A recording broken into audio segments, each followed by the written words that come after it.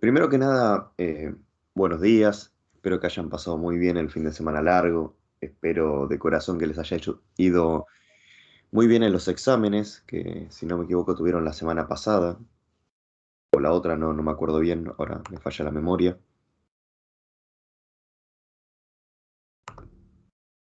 Buen día, profe. Buen día. Díganme por favor si están viendo Sí, lo están viendo, ahí lo tengo también. Lo que le quería mostrar ahora, para que vean, para que se den una idea, igual lo vamos a hacer la última clase, pero para que ya lo empiecen a tener en cuenta, es uno de los exámenes, le saqué una foto, de los que tomé en la universidad. Es uno de los exámenes, recalco, no les va a tocar este, pero para que se den una idea de cómo son. Digamos, lo van cambiando siempre. Ayer también le explicaba a otra comisión respecto de los exámenes, porque me preguntaban cómo estudiar para los exámenes, cómo se tenía que preparar la materia, a lo que yo dije y repetí, la verdad van a tener que leer el manual, lo van a tener que leer, a pesar de venir acá a las clases, entender los temas y todo lo que eso conlleva, hay que leerlo porque aparecen preguntas a desarrollar, aparecen preguntas a tratar que pueden ser respondidos desde diferentes ángulos. Por ejemplo, en la número uno, ¿por qué es importante la pregunta? ¿Cómo? Perdón, no te entiendo.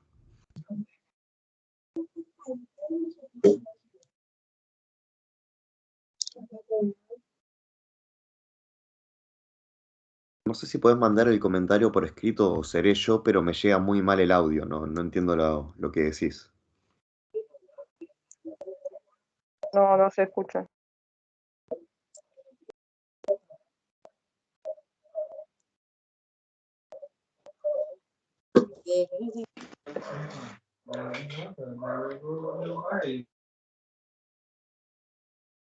Ok, eh, prosigo con esto.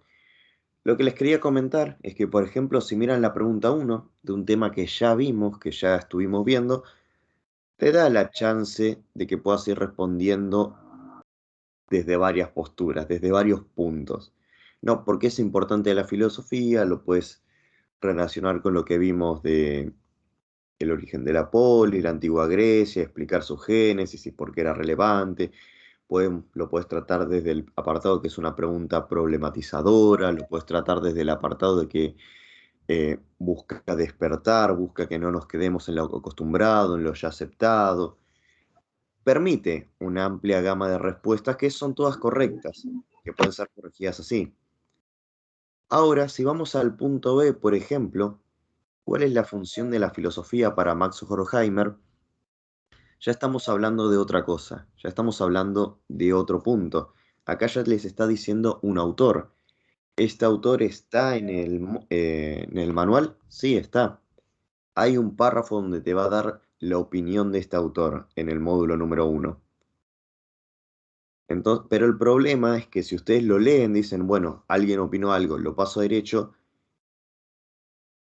Nada, quiero que sepan que puede aparecer en un final, puede aparecer cada uno de estos autores lo que dijeron como una pregunta, ¿no?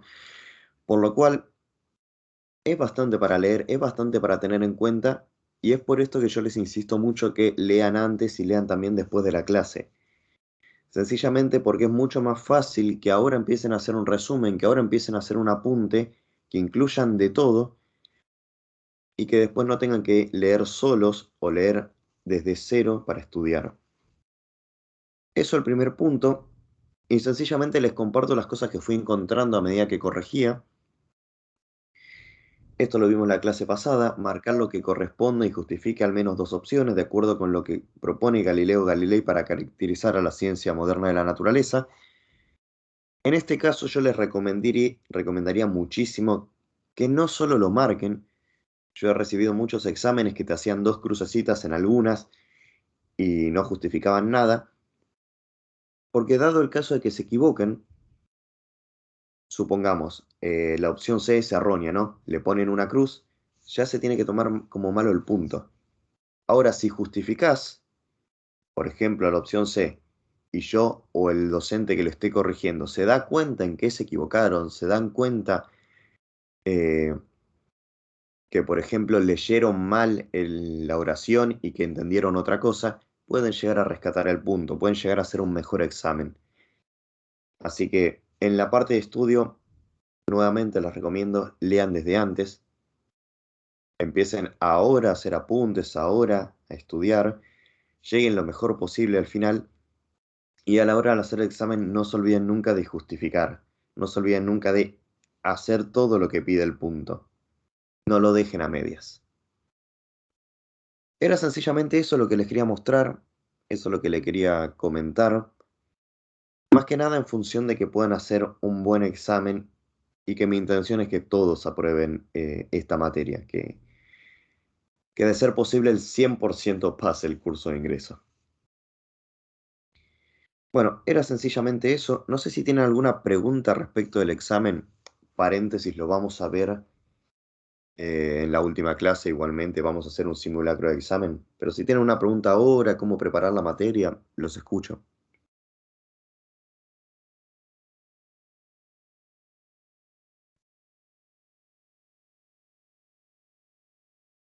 O sea, puede venir de todo en el examen. A ver, el examen va a venir. No va a haber, nunca les va a aparecer en el examen nada que no haya estado en el manual. Nada que no esté en el manual les va. El tema es que yo les recomendaría que cuando empiezan a leer, no dejen pasar la opinión de los autores.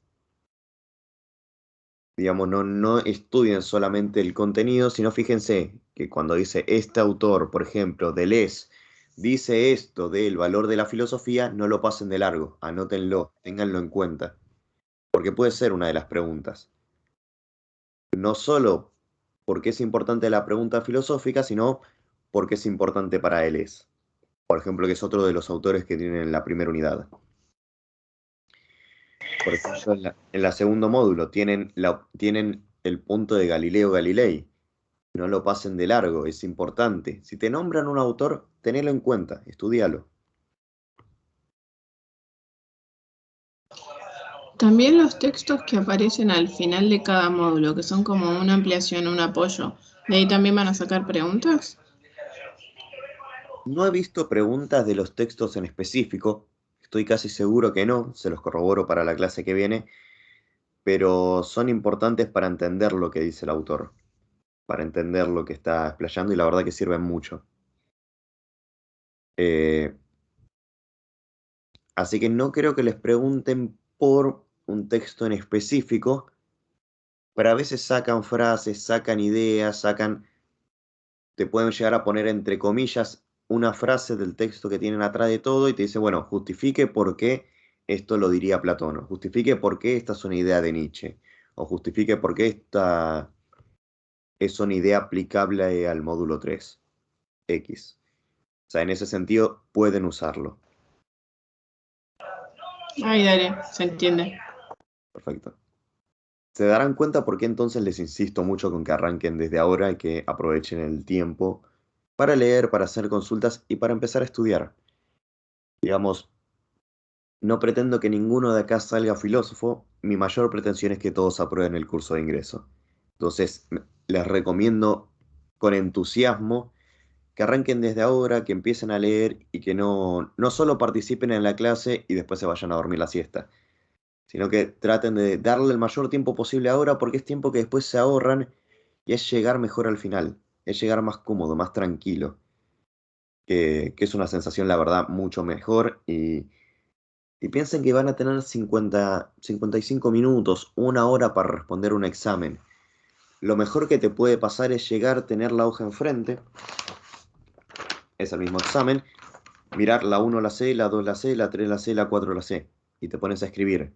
No tenés que empezar a buscar en tu memoria, a ver qué cosa pasaba o de dónde lo puedo relacionar. Nada, es sencillamente una recomendación, un pie de página. Así que, perdón, no sé si había otra pregunta. Profe, cuando pide, buenos días. Buenos días. Cuando piden ejemplificar, dar un ejemplo, con respecto al pensamiento de alguno de estos filósofos. ¿Nosotros tenemos que dar el ejemplo en la época que estamos ahora? A ver, el ejemplo es dentro de lo posible, no es matarme por encontrar un ejemplo. A ver, perdón, voy de nuevo con la respuesta. La idea es que ejemplifica lo que vos estás diciendo. No hace falta que vayas a un ejemplo del momento donde vi a este hombre, sino que el desarrollo que vos estás haciendo tenga un ejemplo como para terminar de dar la idea, ¿no? Por decir algo, ¿por qué es importante la filosofía? Supongamos que dijese por qué es importante la filosofía, no sé, en general.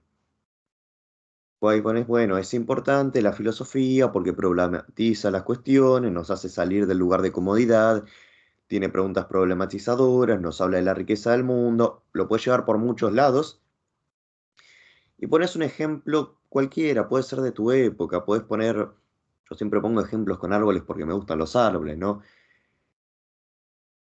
Por ejemplo, un árbol que lo vemos como una cosa cotidiana, pero que tiene por dentro toda una estructura, me parece que es muy interesante verlo de este lado, o la pregunta por la vida, o en mi caso, que estudio medicina, me parece que esta pregunta tiene relevancia acá.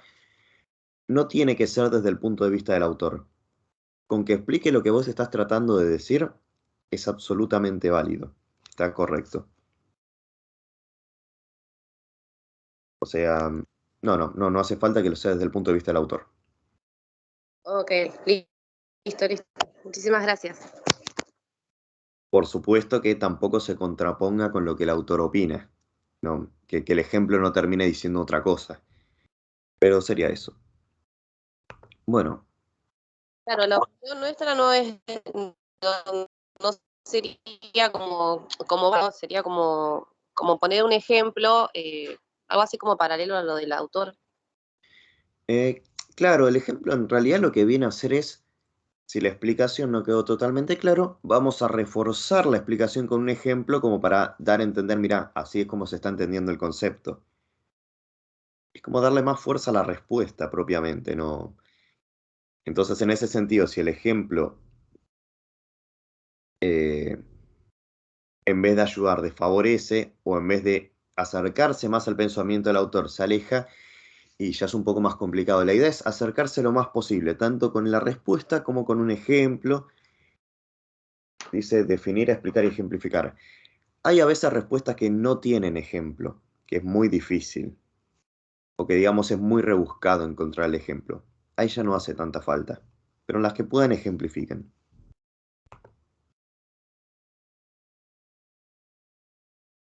Bueno, vamos con ahora sí lo propio de la clase de hoy.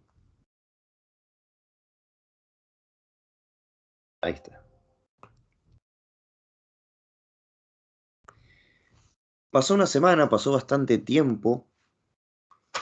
eh, Solamente para hacer una última idea, un resumen abrupto de lo que vimos la semana pasada, en especial del último punto. Habíamos visto que las ciencias naturales dividían un poco entre objeto y sujeto, hacían esta distinción a partir de la modernidad, dividiendo por un lado el sujeto, que somos nosotros, que tenemos enfrente un objeto de conocimiento, que ya no hay un orden en común, que ya no pertenecemos al mismo ámbito, que yo trato de dominar al conocer, de saber cómo funciona, al saber cómo usarlo, y que esto nos traía una serie de problemas a quienes tratábamos de hacer ciencias humanísticas, por ejemplo, ciencias sociales como la historia, que si yo divido entre sujeto y objeto y pretendo hacer una abstracción, pretendo conocer al objeto independientemente de su contexto, yo no puedo hacer este tipo de ciencia, yo no puedo hacer historia, por ejemplo, ¿no? ¿Qué sentido tendría hacer un cálculo matemático para explicar la llegada del nazismo? O para explicar la llegada de Colón a América. No puedo, no me sirve. Con fórmulas matemáticas no llego, por lo tanto tiene que haber un método que era la hermenéutica. Ese era el contexto en el que estábamos y estábamos como en esta parte de la unidad 2, epistemología o filosofía de la ciencia, viendo los problemas un poco que nos traía el método moderno basado en el estudio de las ciencias naturales. En el apartado 8, más allá de lo permanente, el devenir y la historia, vamos a tener dos filósofos que vamos a ver su pensamiento, principalmente, que van a ser Hegel y Marx.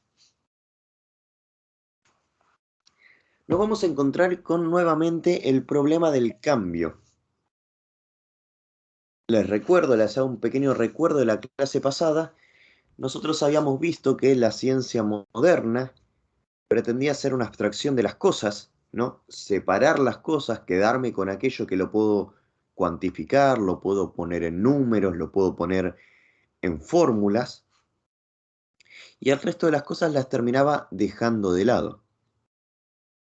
Esto también pasaría con el ámbito del movimiento, con el ámbito de los cambios.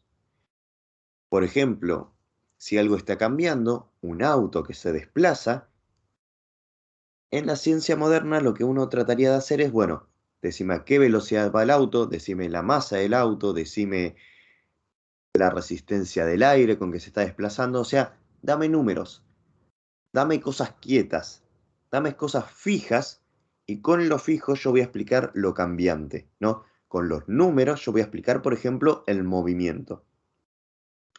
Esa era la perspectiva de las ciencias naturales, y que lleva por detrás la idea de que la realidad, tal como lo tienen acá en el cuadro, es una substancia.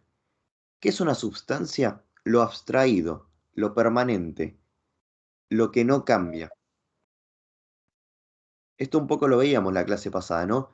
¿Qué sería la sustancia en el hombre? Bueno, ser un ser racional, ¿no? Todo lo que podemos meter adentro de un concepto, ¿no? Ser racional, en el caso de, por ejemplo, Aristóteles, ser un ser político, digamos, el hecho de dónde vivo, mi contexto, no sé, color de pelo, si llevo o no llevo barba, pasaría a ser algo irrelevante para la sustancia.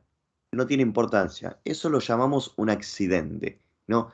Por un lado, sustancia es lo que siempre se va a mantener, y por el otro, accidente es lo que puede cambiar con el tiempo y de una persona a la otra. Acá tienen accidentes: cantidad, cualidad, propiedad, posición, lugar, tiempo, acción, pasión, relación, etc.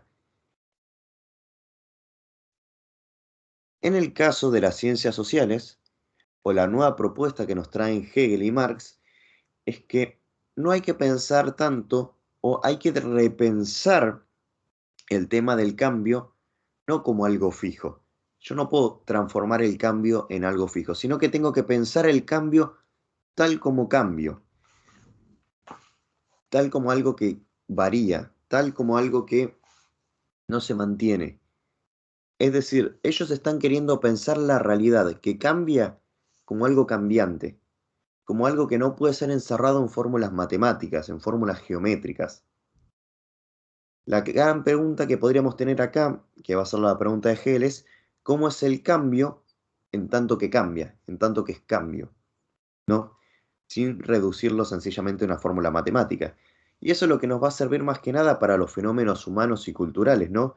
Para explicar un poco el tema de la historia, el tema de la cultura, todo lo que tiene que ver con las acciones, con los procesos.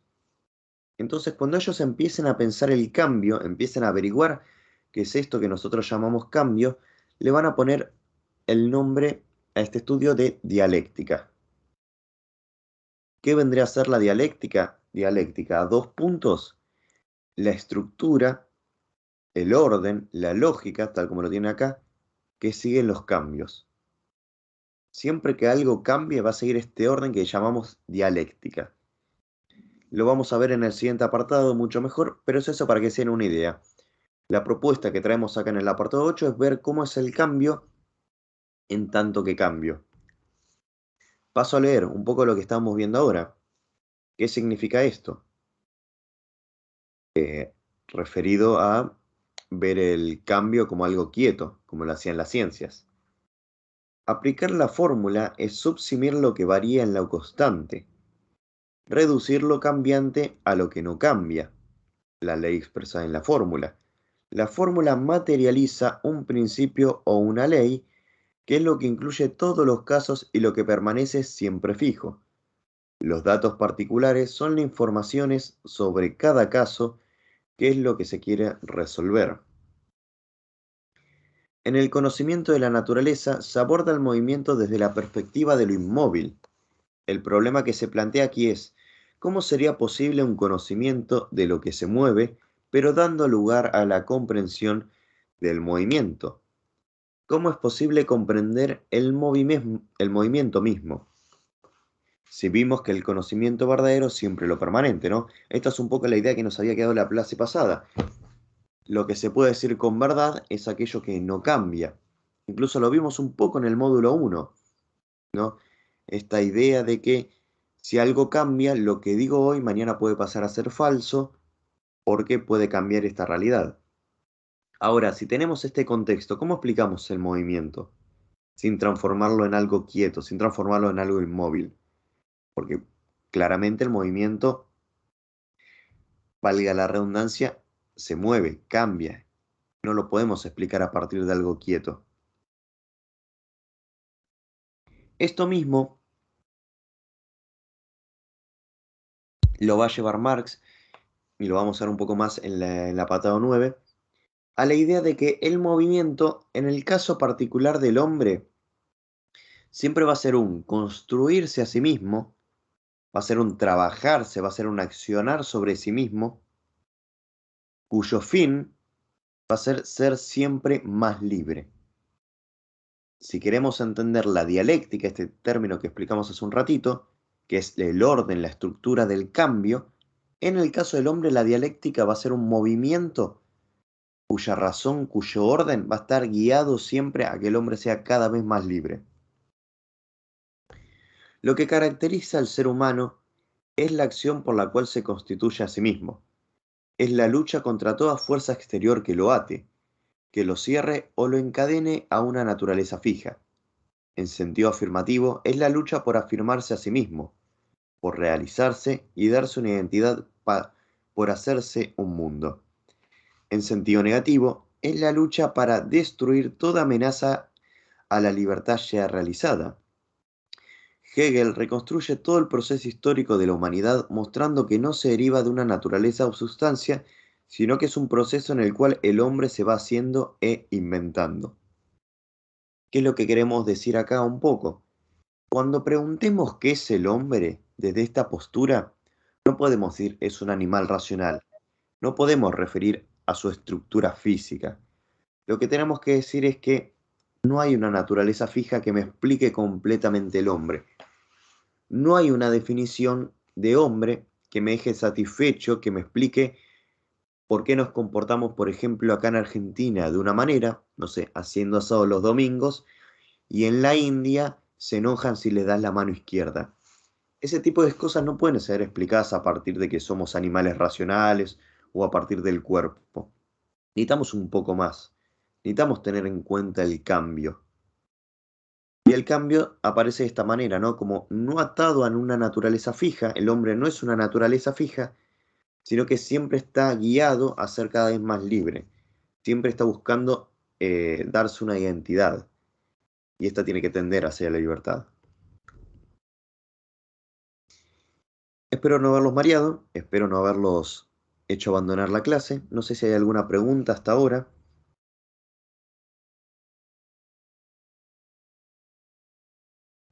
No, profe, todo bien.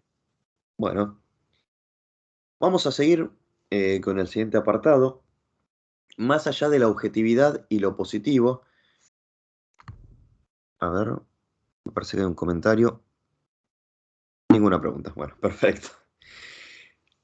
Más allá de la objetividad y de lo positivo, lo negativo y la libertad.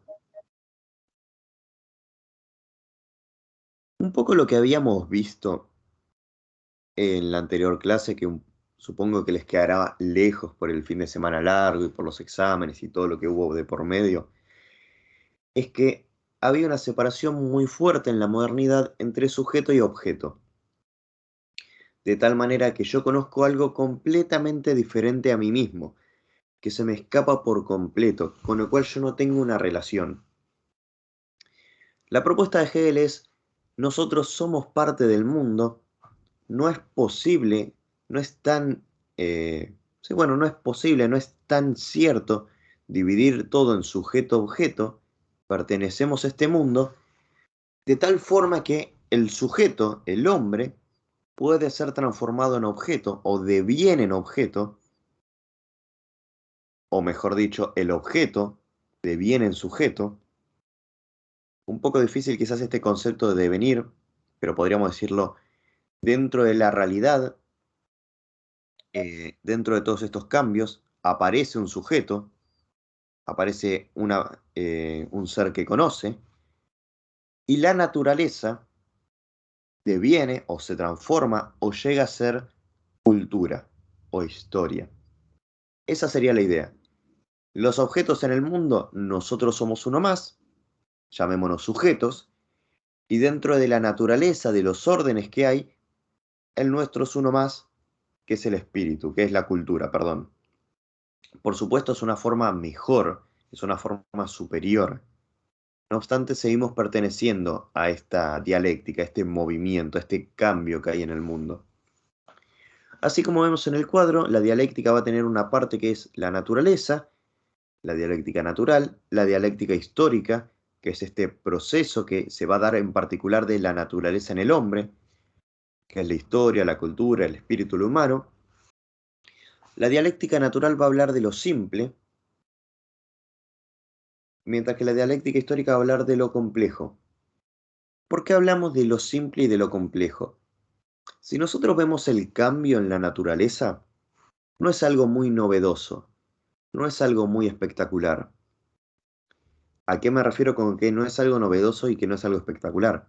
Por supuesto, es increíble que uno plante una semilla y de repente sale un árbol. Digamos, es algo súper llamativo. Es llamativo que los ciclos se dan constantemente. No voy tanto por ese lado, sino que es predecible. Después del invierno, nosotros sabemos que viene la primavera, después de la primavera sabemos que viene el verano y después del verano sabemos que viene el otoño. Sabemos que en el verano va a ser calor, sabemos que en el invierno va a ser frío. Es verdad, hay días que sí, hay días que no, pero por lo general sí. Sabemos que en otoño se van a caer las hojas de los árboles. Sabemos que dado cierto momento algunas especies de animales se van a reproducir. Es algo cíclico, es algo que siempre se va a dar. Es un proceso que siempre vuelve al inicio. Digamos, no hay ninguna sorpresa cuando van pasando los meses, llegamos a octubre y empieza a hacer calor. No sorprende. En cambio, cuando hablamos de no la naturaleza, sino la historia humana o las acciones humanas, sí hay momentos para sorprendernos, ¿no? ¿Quién se esperaba la Primera y la Segunda Guerra Mundial? Nadie. ¿Quién se espera los golpes de Estado o no sé, o lo pienso ahora que estamos cerca de las elecciones, que la terminan pifiando todas las encuestadoras? Y termina, no sé, sacando más porcentaje un candidato que nadie se esperaba. No estoy haciendo ningún comentario político, sencillamente es una idea para que se den, ¿no? Nadie. Es como que las acciones humanas no son predecibles. Esa sería la idea de que es algo complejo, de que tiene una elevación. Para ir más con esta idea, los griegos comprendían la naturaleza como algo parecido a la historia. Vieron que yo les explicaba, ¿no? El ejemplo de la planta. Vos sabés que si pones una semilla en el suelo y están bien dadas las condiciones, se va a transformar en un brote, el brote se va a transformar en un árbol, el árbol va a dar frutos, el fruto va a tener semillas, planto la semilla y pasa todo de nuevo, ¿no? Hay un cambio que es cíclico, donde empieza y donde termina coinciden. Los griegos pensaban que la historia iba a ser más o menos así, que el problema es que es un proceso mucho más largo y que nosotros no tenemos registros. De tal manera que la historia humana en algún momento iba a volver a empezar y se iba a volver a repetir. Ellos veían que el cambio en la naturaleza era siempre cíclico y decían, bueno, el nuestro, el humano, también es cíclico. Pasa que no tenemos registros para darnos cuenta dónde empieza y dónde termina. Leo. Los griegos pensaban la historia como algo semejante a lo que ocurre en el proceso de germinación de una planta. Si se tiene dos plantas de la misma especie y se hace una descripción de lo que pasa con una y con la otra, el resultado va a ser el mismo. Habrá variaciones accidentales que no hacen a lo esencial. Por ejemplo, si una tiene más hojas que la otra, o si una creció con 2 días de anticipación, o si este año floreció antes. Pero el proceso es esencialmente el mismo. Esas variaciones no hacen a la estructura del desarrollo. La naturaleza es sumamente aburrida, es repetitiva. Es un proceso de movimiento cuyo resultado también es el punto de partida. Si se sigue el proceso de una planta, se observa la semilla, el proceso de germinación, el crecimiento, la aparición de las hojas, el tallo, de la corteza, las flores y los frutos. El fruto es una nueva semilla, a partir de la cual se vuelve de nuevo al comienzo. En la naturaleza los ciclos se repiten. Basta con conocer la legalidad que ordena el ciclo para conocerlos todos. Basta con conocer cómo es que nacen las plantas para saber cómo van a nacer todas. Si yo sé cuál es el proceso por el cual vive, por ejemplo, un árbol limonero, voy a saber cuál es el proceso con el cual viven todos. ¿Va a haber variaciones? Sí, va a haber variaciones, pero lo sencillo, que yo planto una semilla, sale un árbol, crece y da limones, no va a cambiar.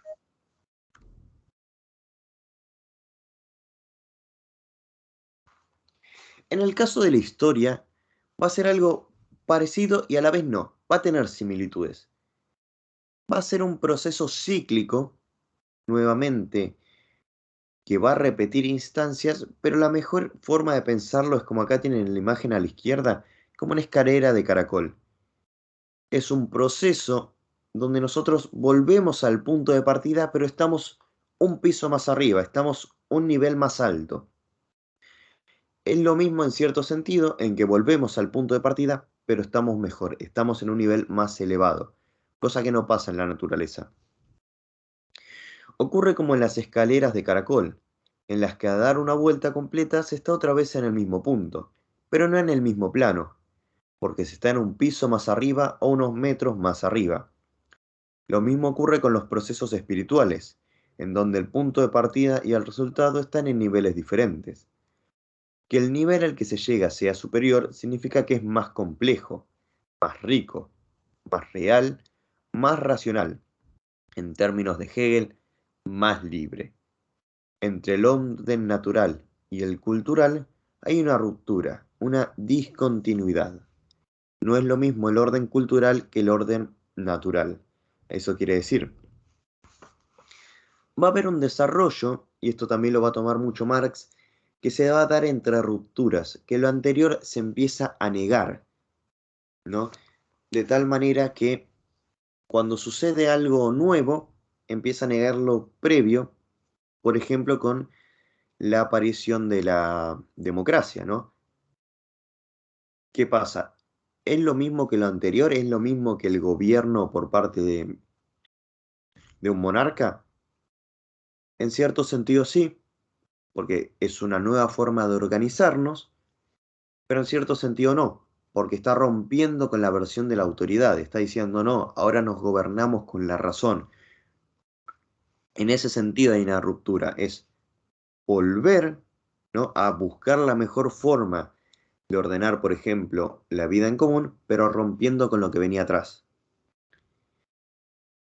Cada movimiento es más libre que el anterior y cada nueva etapa no excluye la anterior, sino que la incluye y enriquece. ¿A qué queremos ir con esto? Vamos a poner el desarrollo de la historia para explicar estos conceptos, ¿no? Vamos al mundo oriental, al mundo antiguo oriental, no el de ahora, ¿no?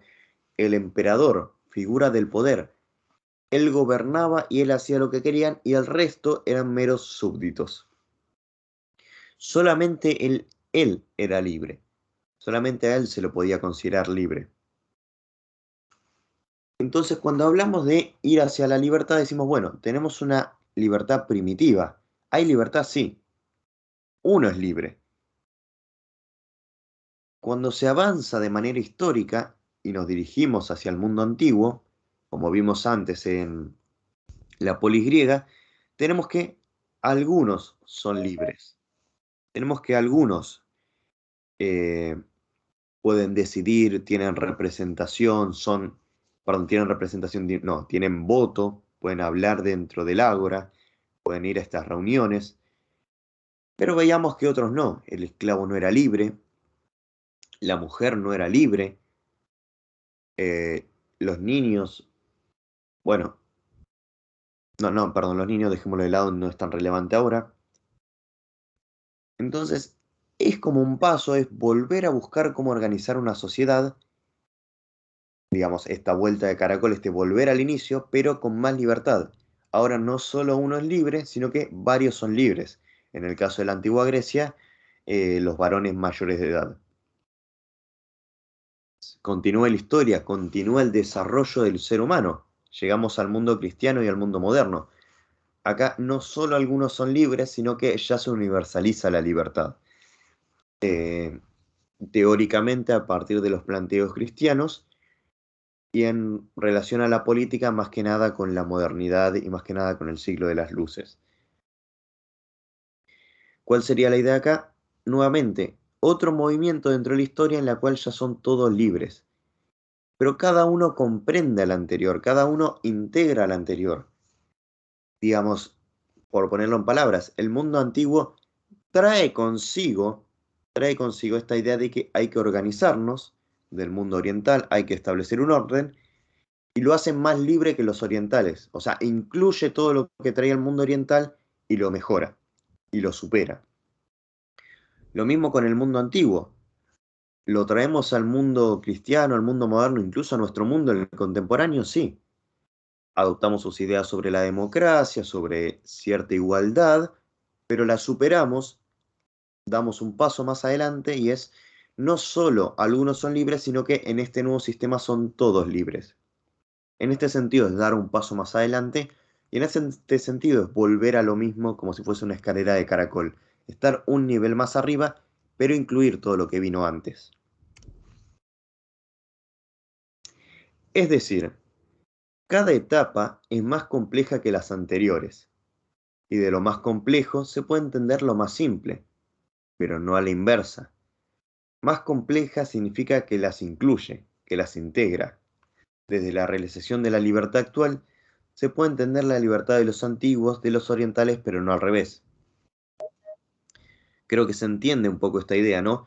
Nosotros ahora nos podemos poner a hablar de la libertad de los antiguos, podemos hablar de la libertad de los orientales, y podemos darnos cuenta y decir, bueno, qué bueno esto que nos trajeron, en esto hacía falta avanzar. Perdón, ¿había una pregunta? ¿Alguien quería comentar algo? Bueno, no, pensé haber escuchado a alguien. Pero si trajésemos, por ejemplo, a un emperador, eh, no sé, japonés antiguo, probablemente diría, bueno, pará, ¿por qué no hay un emperador? ¿Por qué todos hacen lo que quieren? ¿Cómo es el orden acá? No entiendo, ¿cómo es que funciona? Si trajésemos a un antiguo griego al mundo hoy en día, quizás, no sé, me imagino, diría, bueno, pero ¿por qué las mujeres participan en política? ¿Cómo es posible? Eh, digamos, ese es el sentido. Nosotros, que ya integramos esas formas de buscar la libertad, esas formas históricas de los antiguos, podemos entenderlo a ellos, pero ellos no podrían entendernos a nosotros, porque están, por decirlo de una manera, un piso más abajo. Y el proceso dialéctico, en general, tanto para hablar de, de la naturaleza como de la historia, y dentro de la historia y de la cultura hablar del ser humano, Profe, sí, disculpe que me interrumpa, solo quería aclarar una cosa. sí. Entonces, la razón por la que nosotros podemos entender lo que pasó, pero ellos no pueden entender nuestro mundo actual, es porque, digamos, en nuestra vuelta de la escalera tenemos, digamos, incluido los ideales de las anteriores vueltas. Exactamente como vos lo dijiste. Porque lo que plantea Hegel es que la historia es un desarrollo, se va desarrollando.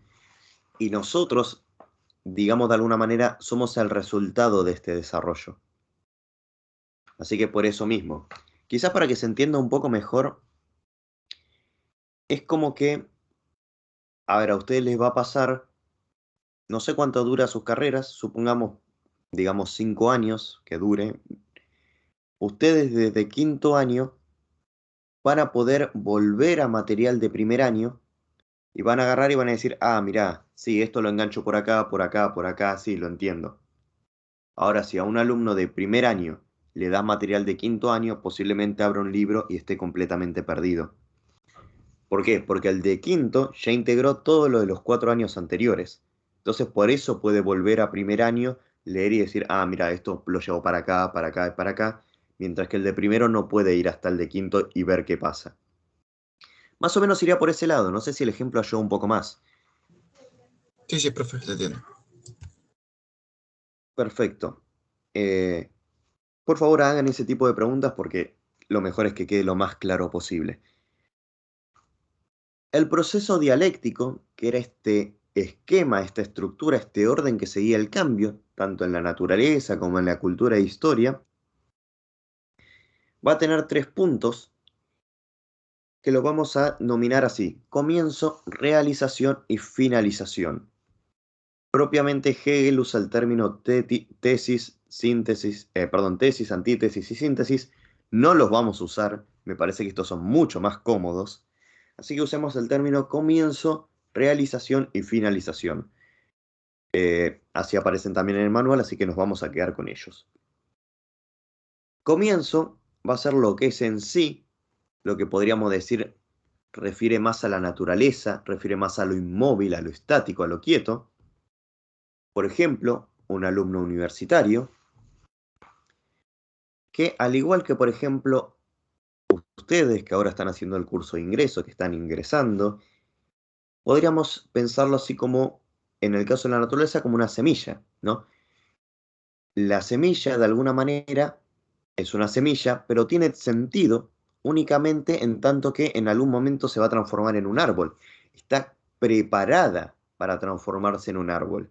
Está hecha para transformarse en un árbol. Lo mismo ustedes.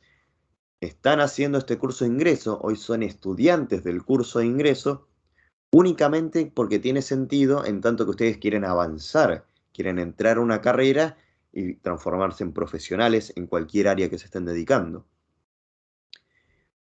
En la segunda etapa, realización de lo que todavía no se es, o sea, este proceso va a ser cuando se esté desarrollando, propiamente cuando se va a estar dando el movimiento. Por ejemplo, cuando estén estudiando la carrera o en este momento que están pasando de ser ingresantes a ser propiamente alumnos de las carreras, de cada una de las carreras, ¿no? Es donde se pasa de lo que se es a lo que se quiere ser, a lo que todavía no se es. Es ese pasaje de, en este caso, ser cursante del ingreso a ser un profesional. Y por supuesto la finalización o la conclusión que en el caso de la semilla va a ser transformarse en un árbol, en el caso de ustedes va a ser profesionales, un egresado profesional, y en el caso de la historia, ahí ya va a haber muchas interpretaciones, perdón, no me quiero meter ahí, pero va a ser avanzar en este caso la realización, llegar cada vez más a ser libres. Por un comentario que seguramente lo vamos a ver en el apartado de política. En el caso de la historia, la conclusión, por ejemplo, para Marx, va a ser llegar a la libertad absoluta. Que bueno, nada, sencillamente ese comentario. No es importante ahora. Así que esta sería la etapa del proceso dialéctico que se va a repetir en todos los cambios, tanto de la naturaleza, de la cultura y de la historia, y siempre va a ser este esquema, con un comienzo, una realización y una finalización.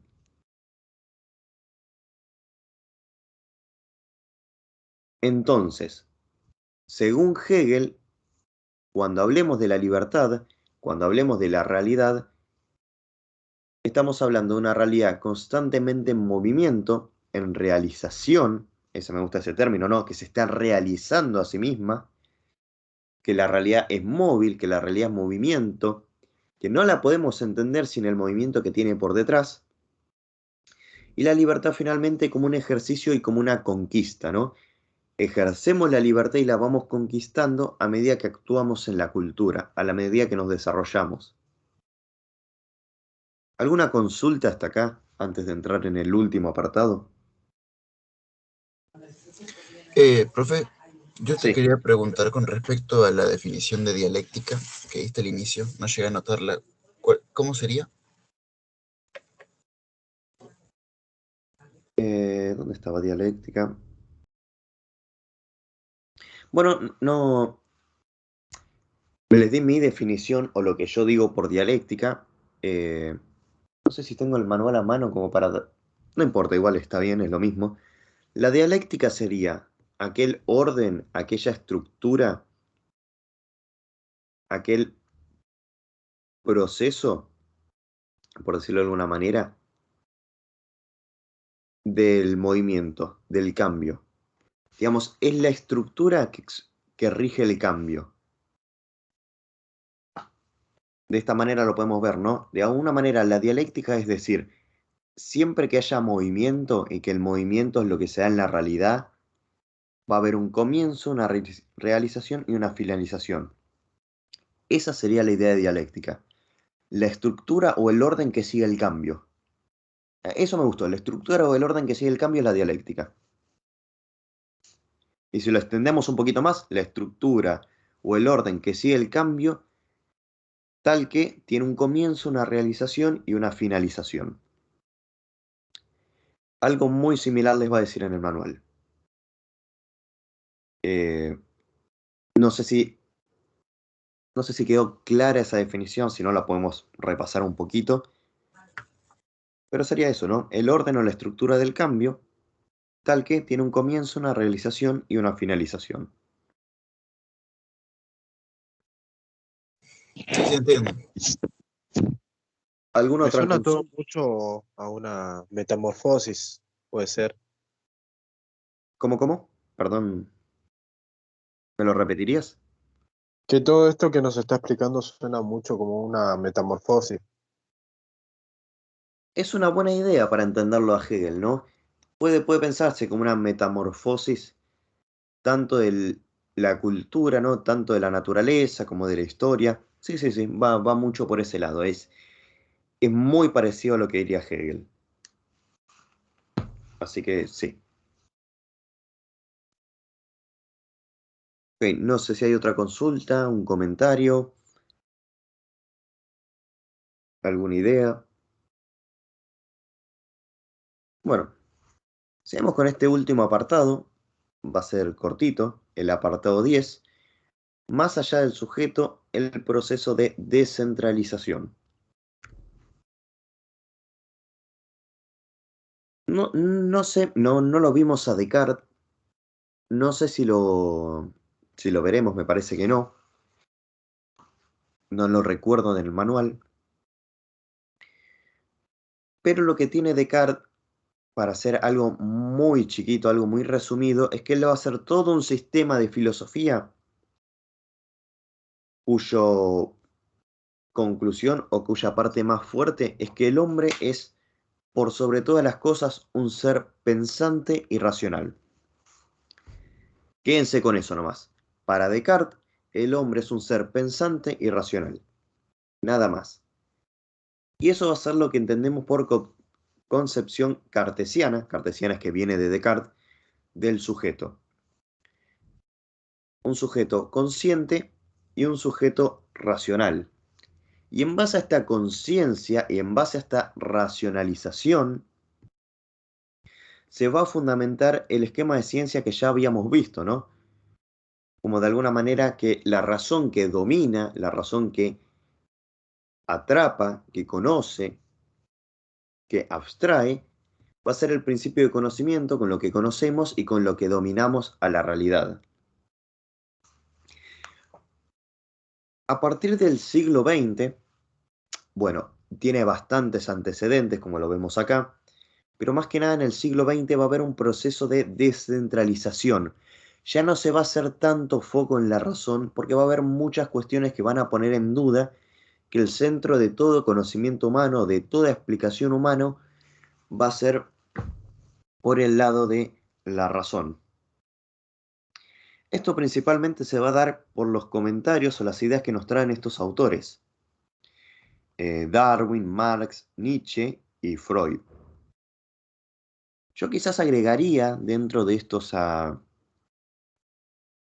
Copérnico y a Galileo sencillamente un gusto mío, porque si lo pensamos desde Copérnico y Galileo, ellos lo primero que van a decir es el primer golpe, si se quiere, al ego humano, diciendo la Tierra no es el centro del universo.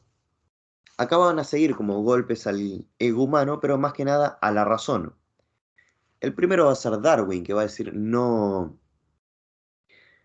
es una capacidad tuya, no es algo que te haga tan diferente, no sos especial y único en este mundo, sino que sencillamente los seres humanos lo único que somos es un primate más evolucionado que los anteriores.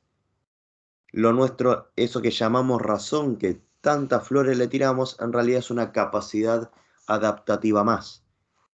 No es relevante. No somos, por decirlo de alguna manera, el último caramelo, no sé, del bol. No somos no somos la última botella de agua en el desierto. No somos tan especiales. No es tan importante la razón, es solo una capacidad adaptativa más. Marx lo que diría es, vos no te movés por razones, no sos un sujeto que tiene el dominio y que domina a la naturaleza, que domina a la sociedad. En realidad vos estás metido en un sistema, en el caso de Marx va a decir un sistema de burgueses, un sistema capitalista, y la mayor parte de tus acciones, la mayor parte de tu comportamiento, la verdad se explica por este sistema. Vos te comportás así porque estás dentro del sistema, no es que vos elegís hacerlo de manera tan libre, no es que vos impones tu razón. El caso de Nietzsche plantea algo bastante parecido a lo que va a plantear Freud. Lo más importante del hombre no es su razón, tiene pasiones por detrás, tiene otras cosas que son más importantes a la hora de movilizarlo. Y finalmente Freud, supongo que lo conocerán y si no lo conocen, no importa, al menos ubicarán el término inconsciente, y que esa sería la idea. Hay acciones del ser humano que no se explican por cómo él quiere actuar, sino que hay un inconsciente, hay una parte de la mente que nos es inaccesible, a la que no podemos entrar, que no podemos ver, que explican nuestras acciones. ¿No? Freud lo trataban por un poco esta idea de las pulsaciones. De alguna manera la idea es no actuar por tus razones, sino que hay razones inconscientes que no conoces, que no podés manejar, que te hacen actuar. Todo esto son formas en las cuales se empieza a poner en duda la idea de que lo más importante para el conocimiento es la razón. Lo más relevante es esto que llamamos razón. Como consecuencia de estos cuestionamientos, la concepción del sujeto, vigente en los últimos siglos, ha entrado en crisis, y con ella el modelo de la ciencia construido sobre esta base. El sujeto consciente y racional deja de ser considerado como la base y el fundamento tanto del orden social y político como del modelo científico-técnico. Por este motivo, se ha comenzado a hablar de sujeto sujetado, en lugar de sujeto autónomo y racional, señalando la necesidad de abandonar las concepciones que parten de los individuos soberanos para comenzar a pensar en el marco intersubjetivo, en redes complejas que constituyen diversas modalidades de subjetividad. ¿Qué quiere decir esto? No tenemos que seguir arrancando del sujeto de conocimiento, el sujeto que domina la realidad, sino que hay que pensar el sujeto como tiene un contexto, se relaciona con otras personas, parte desde un punto, no es que desde la nada empieza a conocer. Hay cosas que lo van a condicionar más, hay cosas que lo van a condicionar menos, pero hay que empezar a pensar diferentes modos de ser sujetos, diferentes modos de empezar a conocer. Esta sería la idea más que nada. Así que hasta acá esta primera clase. No sé si hay alguna duda de lo que vimos anteriormente.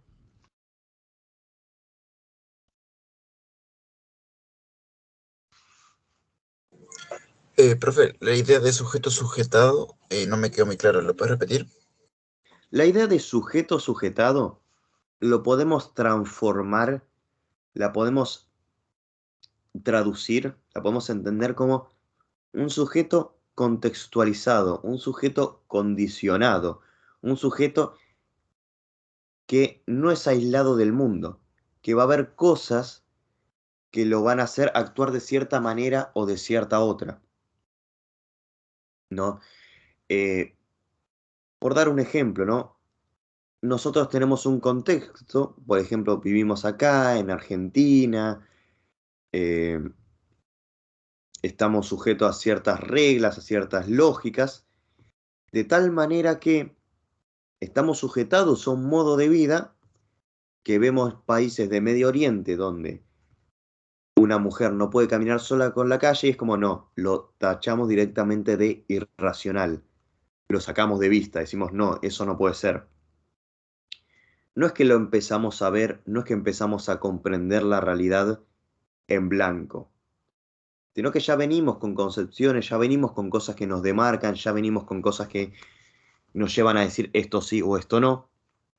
Un pequeño paréntesis, estoy completamente en desacuerdo en que la mujer no pueda hacer todo lo que desee, sencillamente es un ejemplo útil, cierro el paréntesis, pero nosotros desde nuestra postura, desde que estamos acostumbrados, estamos adaptados a pensar que todos somos iguales, no podemos sencillamente tratar de entender otros fenómenos, por ejemplo, este sistema que se da en Medio Oriente, más que nada favoreciendo a los hombres o más que nada con protagonismo de los hombres, no lo entendemos porque ya estamos sujetos a un modo de cultura nuestra que nos hace actuar, nos hace pensar de cierta manera.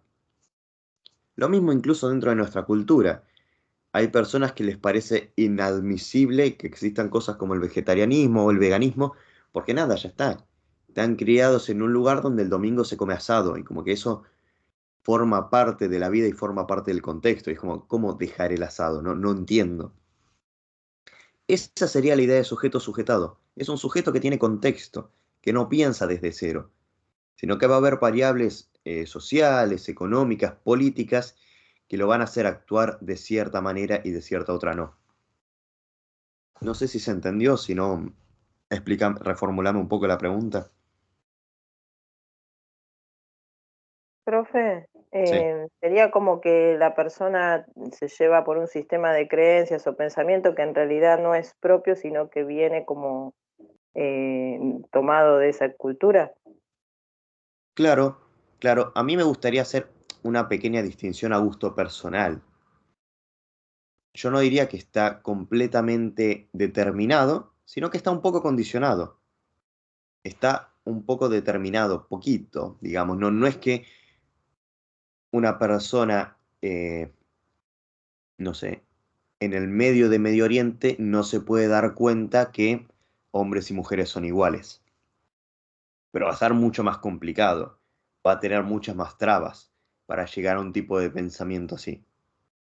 En cambio, acá en Argentina, está bien, se pueden poner muchos peros, pero más o menos todos estamos de acuerdo en eso y no hay ningún problema en pensarlo. Como que nuestro contexto favorece mucho más ese pensamiento que, por ejemplo, en Medio Oriente. No obstante, no es que lo determina por completo. ¿Puede haber una persona acá en Argentina que piense que los hombres son más que las mujeres? Sí. ¿Puede haber una persona en Medio Oriente que piense que son todos iguales? También. Lo condiciona, no lo determina, pero sí, sería por ese lado. Gracias. ¿Alguna otra pregunta? Si no, dejamos acá, por lo menos esta parte. Bueno, lo que les iba a proponer es que lean el texto que tienen al final de... que no me acuerdo el nombre. Ahí está, Colón Hermeneuta. Que lean ese texto que tienen al final del módulo. Y yo les voy a dejar un par de preguntas en miel. Pero por sobre todas las cosas, lo primero y principal que me interesa es que agarren el manual y lean lo que acabamos de ver. Y vean si tienen preguntas, si tienen dudas. Eso sería lo primero. Lean y digan, entiendo, entiendo, entiendo. Y si llegan a ver algo que no entienden, ahí ponen una pregunta en miel. Igual yo les voy a dejar preguntas. Pero es lo fundamental. Agárrenlo, léanlo y fíjense si entienden todo. Bueno, eso hasta ahora. Nos tomamos 30 minutitos para descansar, para tomar un poco de aire, para respirar. Y los veo a 9:30 en Miel. 9:30 en Miel y acá, ¿a qué hora nos veíamos? 12:30, ¿no? O 12, no me puedo acordar. ¿Alguno se acuerda a qué hora arrancábamos la segunda clase? No. 12:30. Perfecto. Entonces los veo acá a las 12:30. O sea, los veo en Miel dentro de media hora y acá a las 12:30. Bueno, Profe, yo profe, tengo un problema con Miel. No puedo entrar hace como más de una semana. ¿En serio? Perdón, ¿frenar un toque la grabación? Sí,